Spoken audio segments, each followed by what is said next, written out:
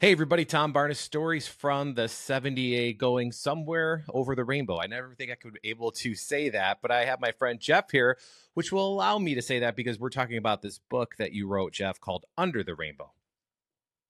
Yes, absolutely. And I imagine it's a book that was many years in the making, and the mystery, I didn't realize all this mystery surrounding these ruby slippers that Judy Garland wore. And you have some close personal ties to this, which is why you wanted to do something with this book, right?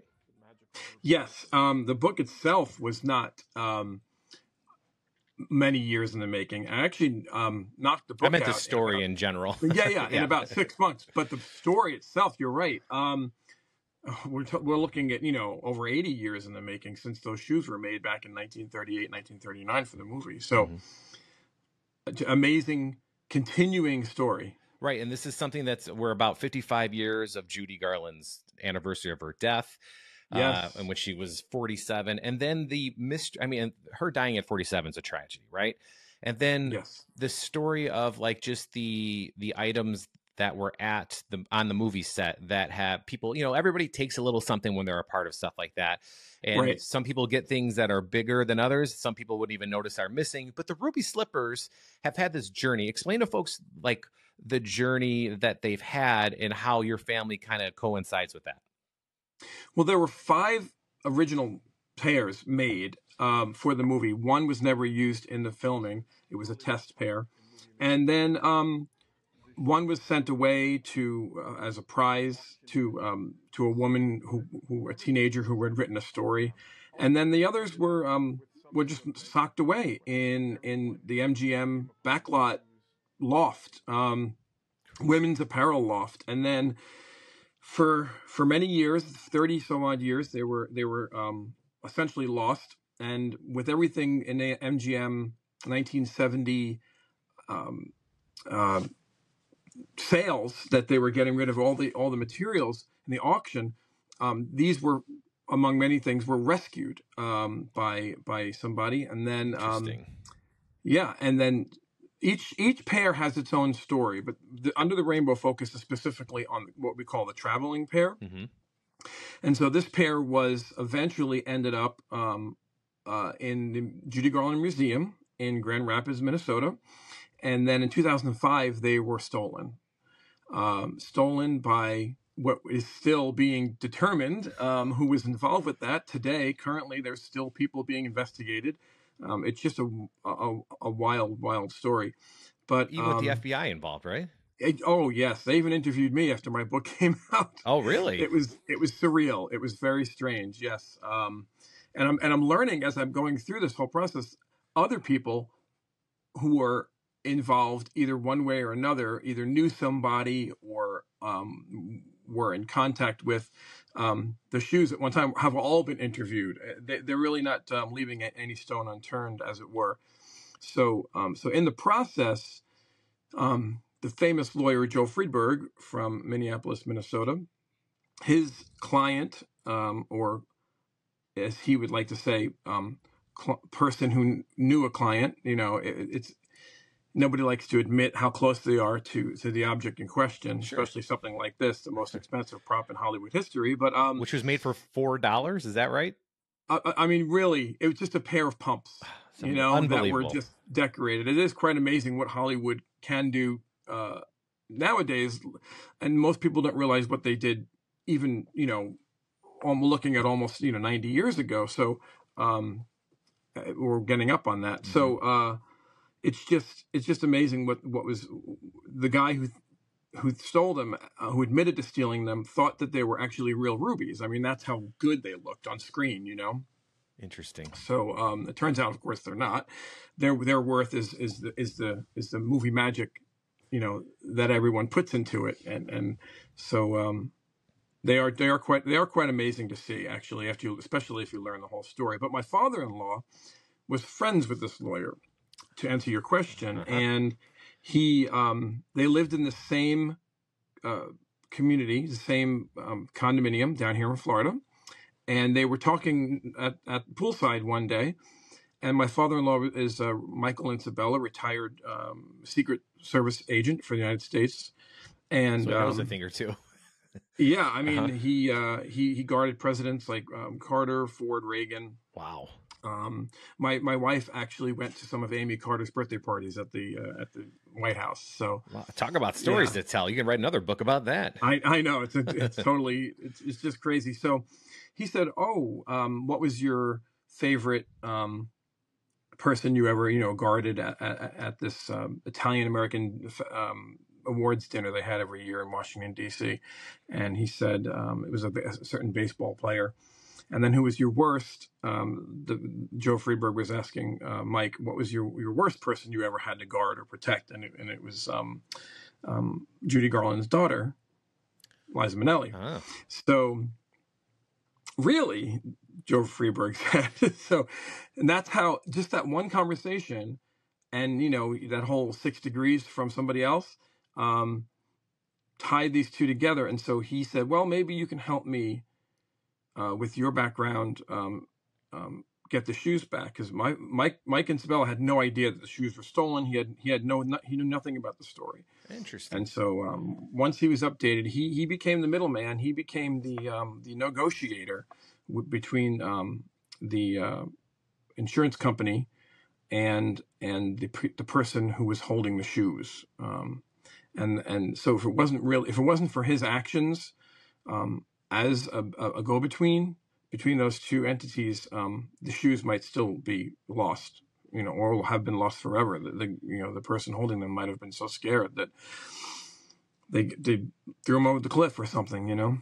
I mean, of all the chance encounters to have a conversation about, at a poolside in Florida, you find out not only that they were stolen, but then you can figure out a way to get them back. I mean, that's incredible. Right. Like, to get them back part is incredible. Not that they were stolen. So a great story, but when then you hear we can get them back. That is like, how does that even happen? How do people that's got to be like back channel Secret Service stuff, right? It's networking, negotiating, finding your, the people, and just using your skills as a negotiator. Unfortunately, the FBI took this as a very negative way to go about things, even though the lawyer was sure that this was not going to be some sort of illegal operation. Mm-hmm.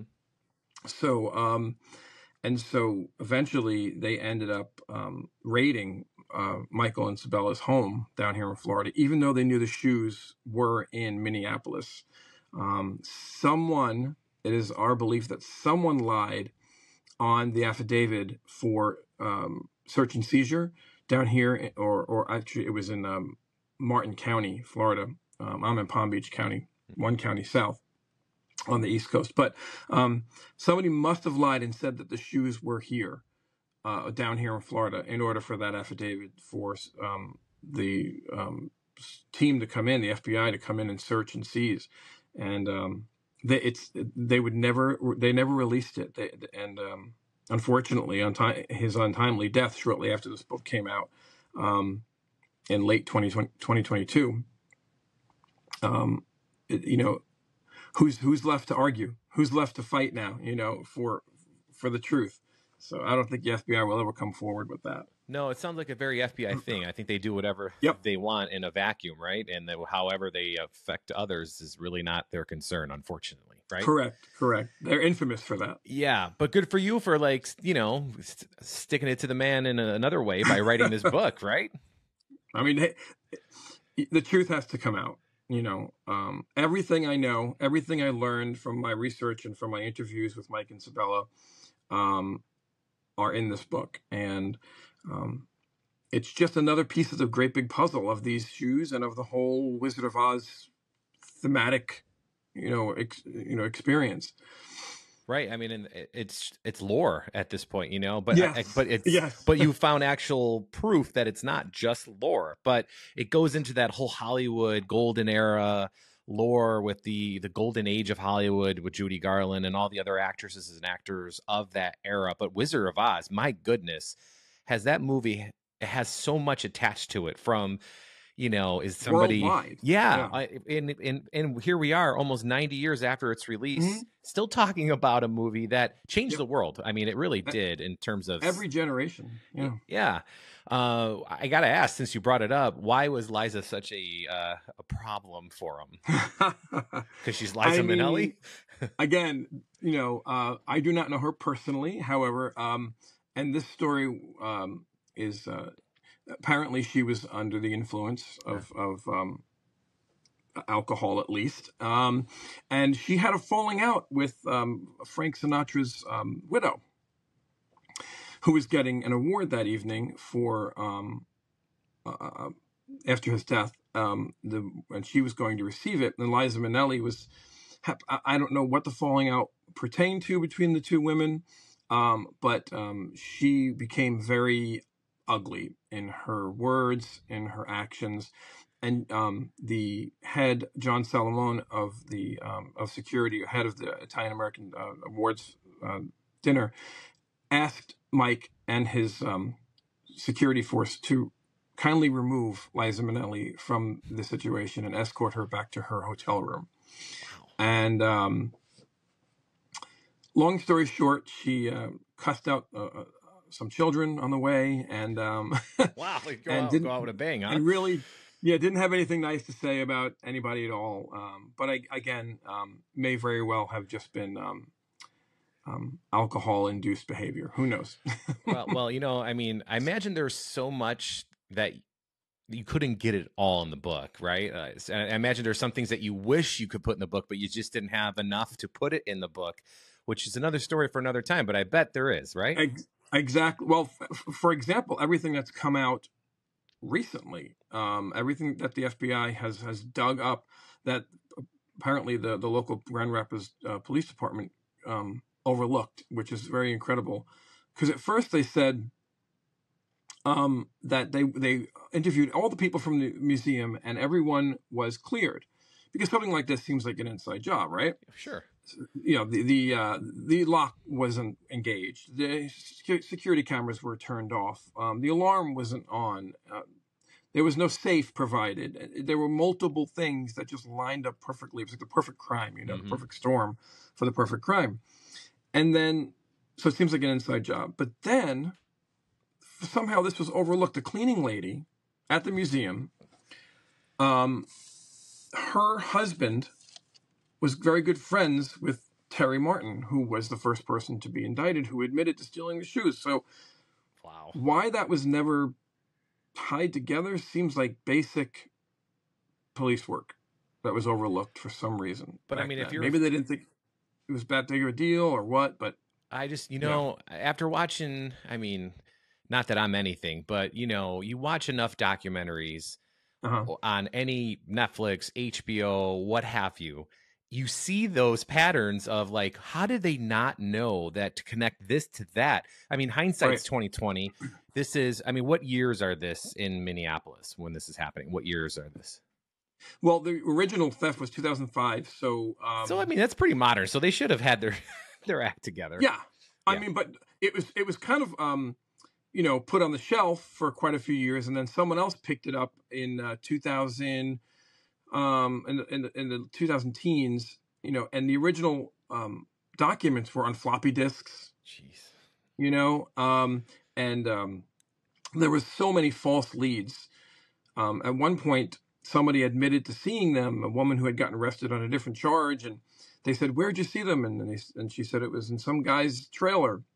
I know where it is. It's here. And so they searched the trailer, and the guy was very amicable, and he said, sure, he let him look in the closet, look through all these boxes, and they turned out to be like these stripper shoes that were like, not even close to what they were looking for. So, I mean, it was leads like that just drove them crazy. And finally they gave up until retired Secret Service agent Michael Isabella called and got things going.